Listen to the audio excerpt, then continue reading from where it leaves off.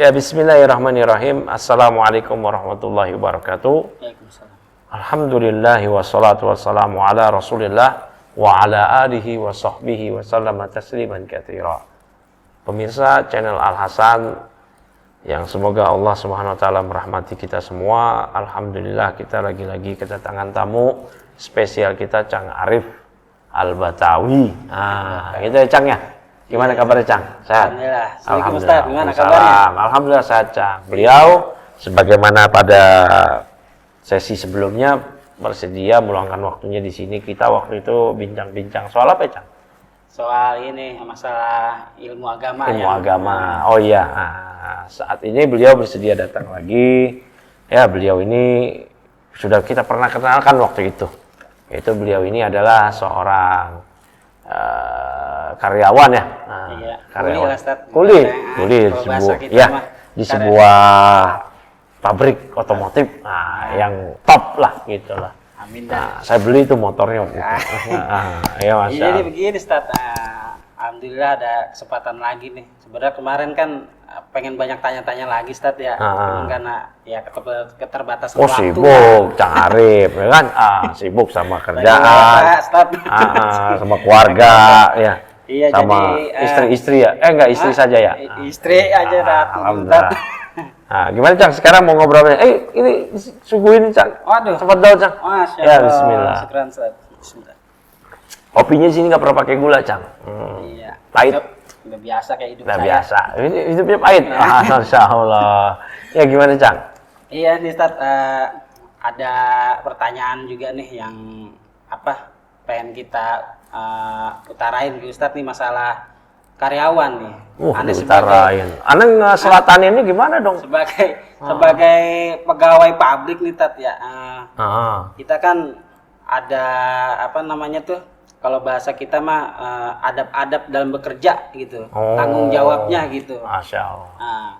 Jadi apa yang kita kerjain di pabrik tuh takutnya kan melanggar dalam sisi pekerjaan atau di dalam sisi agama nih Ustaz nih. Masya Allah. Iya, jadi kita bingung nih. Kayak saya kalau kerja itu biasanya kan ada waktu luang Ustaz nih. Di jam kerja. Nah, apakah boleh Tat kalau misal di waktu luang-luang itu ya kerjaan sih udah sedikit beres lah. Dalam artian udah handle. Terus Anda mau sholat duha nih Tat, karena di rumah ya kita ngerjain kan ya. Di pabrik pengen ngerjain. Cuman katanya ada hukumnya gitu, kalau di jam kerja kita kagak boleh sholat sunnah gitu apa gimana? Gimana Ustaz? Baik, Masya Allah. Pertanyaannya cakep bener ini. Iya. Aduh, Masya Karena Allah. masih bingung kita, takut salah gitu. Ini jarang-jarang nih saya ketemu karyawan mau nanya soal beginian. Yang tanyain yang lain-lain. Alhamdulillah berarti ini sekaligus juga buat faedah teman-teman nanti ya, yang sesama karyawan atau buruh atau yang lainnya ya, yang dia menjadi pegawai, mudah-mudahan bermanfaat ini terkait pertanyaan ini. Seorang ketika dia bekerja, kalau dia niatkan ini untuk memberikan nafkah sebagai ibadah, maka dia dapat pahala. Ini yang dijelaskan oleh para ulama ahli usul fikih lah.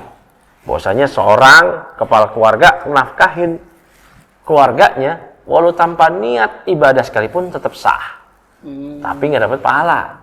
Tapi kalau dia niatin itu untuk ibadah, dapat pahala. Ini yang dijelaskan ulama ahli usul fikih kayak begitu.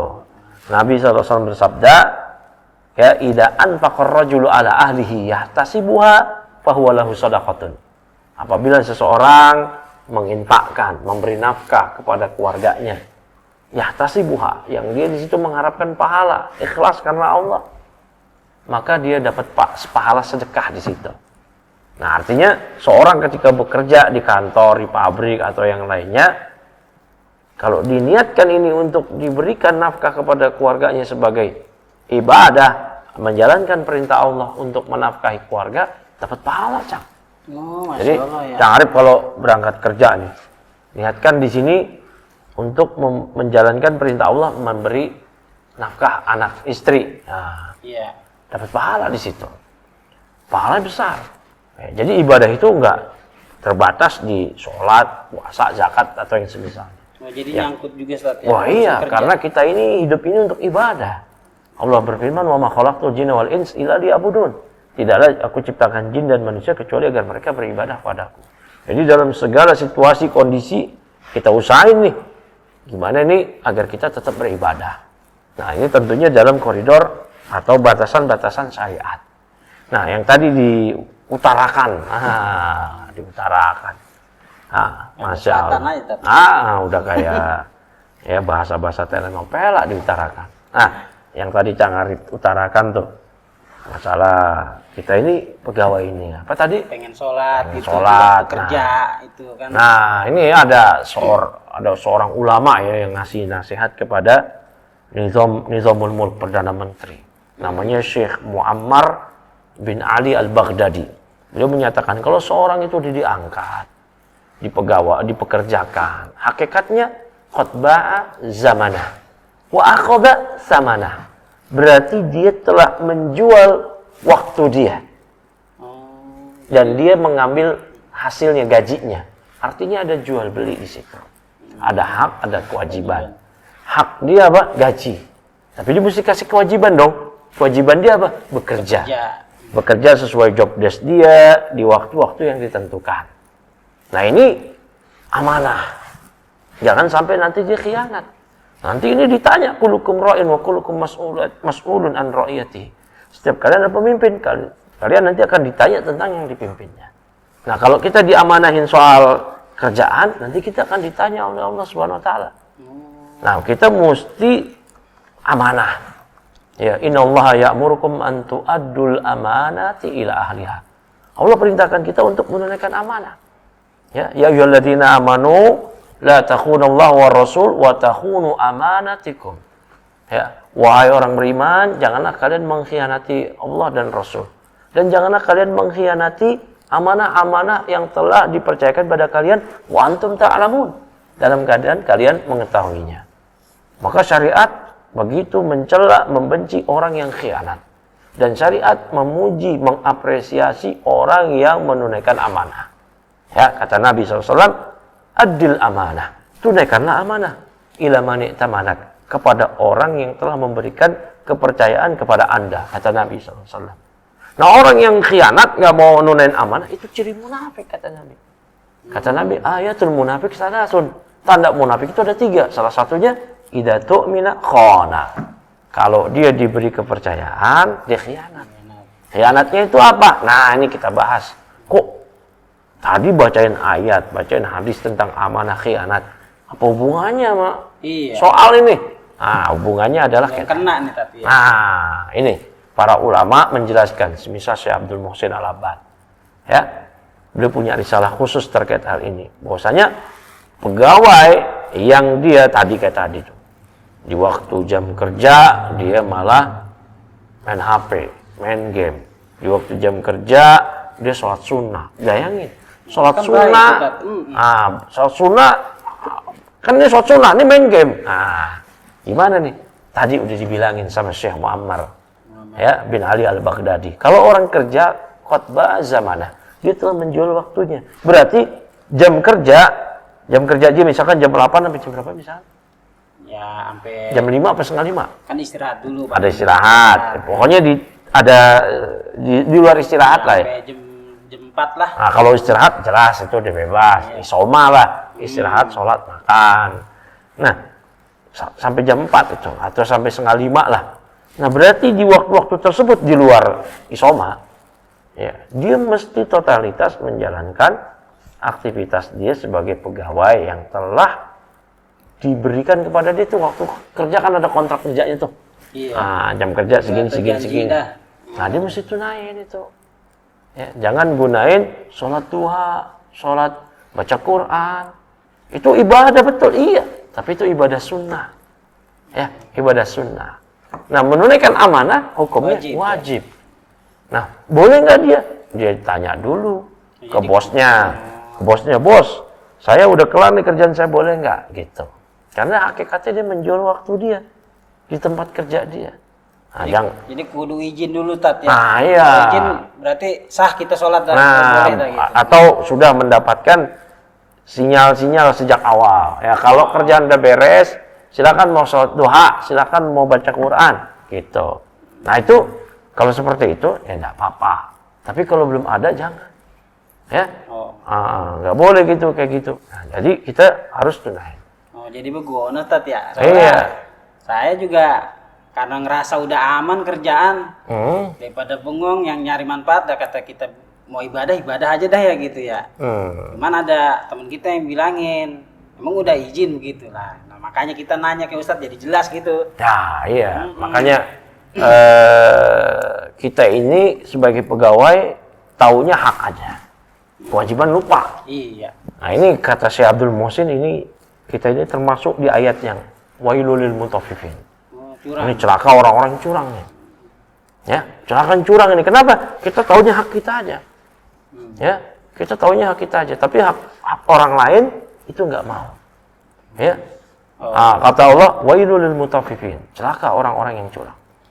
Ya, wa idaktalu 'alan nasi yastawfun. Kalau mereka menerima takaran dari orang lain, mereka minta dipenuhi. Ya, minta dipenuhi. Oh, nih, saya udah kerja nih. Mana gaji saya? Mana gaji saya? Hak saya mana? Hak saya. Ya, yang udah dikasih hak aja masih juga minta lagi kan? Iya. Demo-demo segala macam. Nah, kan ada kita. Nah, gitu kan? Nah, itu. Tapi kalau dia nimbang buat orang lain, wa idaktaluhum awazanuhum yukhsirun. Tapi kalau mereka menimbang, memberi takaran untuk orang lain, mereka mengurangi. Nah, giliran minta gaji maksimal. Udah digaji maksimal, minta lagi. Demo segala. Ya. Tapi giliran dia mau kerja itu, ya dia ngurang-ngurangin. Nah, ini curang nih, nggak boleh. Ya, termasuk kayak tadi itu, ya main game, apalagi main game, sholat sunnah aja segala macam tadi bisa berang. Masalah, apalagi di waktu kerja dia main game, main HP, nonton, apalah segala macam yang bukan bagian dari apa tuh namanya job desk-nya tadi. Nah, ada lagi nih Tat, kalau misalnya tadi kan kita udah jelasin tuh ya pada saat jam kerja, ya di jam kerja dulu lah tuntasin kecuali ada izin dari pimpinan lah ya. Nah ini ada lagi nih Tat yang kadang di jam kerja tuh ada yang memakai fasilitas tempat kerja nih. Ya banyak sih kadang yang di kantor gitu pakai komputer bukan untuk kerjaannya, mungkin untuk apa sesuatu yang lain dah gitu. Nah itu bagaimana tuh Tat? Nah, ini nggak boleh juga ya.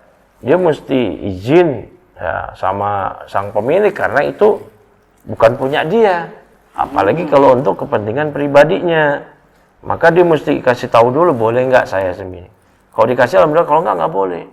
Nah, misalkan gunain telepon kantor buat pribadi. Ya, buat telepon-teleponan, gebetan gitu. Waduh, gebetan. Waduh, Masya Allah. Nah, gebetan mau dijadiin istri ya? Kan udah nikah, Cang. Nah kan boleh 2, 3, 4. Oh Masya Allah, boleh. Katanya memang boleh. Kan tahu dah. Nah, itu yang seperti itu masalah lagi. Ya. Nah, jadi ini ya yang tadi ya permasalahan yang banyak mungkin terjadi di lingkungan kerja, yaitu dia nggak amanah. Yang berikutnya lagi tadi yang Cang Arif ceritain, dia mengambil yang bukan hak dia. Nah, ini bisa dikategorikan melakukan pencurian ilegal kayak begini. Nah, ini haram, nggak boleh. Dia mesti kasih tahu, ya diizinin apa enggak. Dan biasanya nggak diizinin, ya enggak. Kecuali bosnya sedekah mau kan gitu kan. Antum laporan bos, saya mau ini nador ini, telepon dulu boleh nggak? Ah misalkan gitu. Jadi gitu Tat ya. Alhamdulillah dah. Jadi jelas gitu kita. Jadi nggak sembarangan aja kalau pada saat jam kerja gitu ya. Iya. Harus ada ininya, izin apa, ada. Ya jadi ntar kita amalin dah insyaallah. Ya, insyaallah. Minum lagi Cang. Oh ya. iya. Wan. Insyaallah. Bismillah.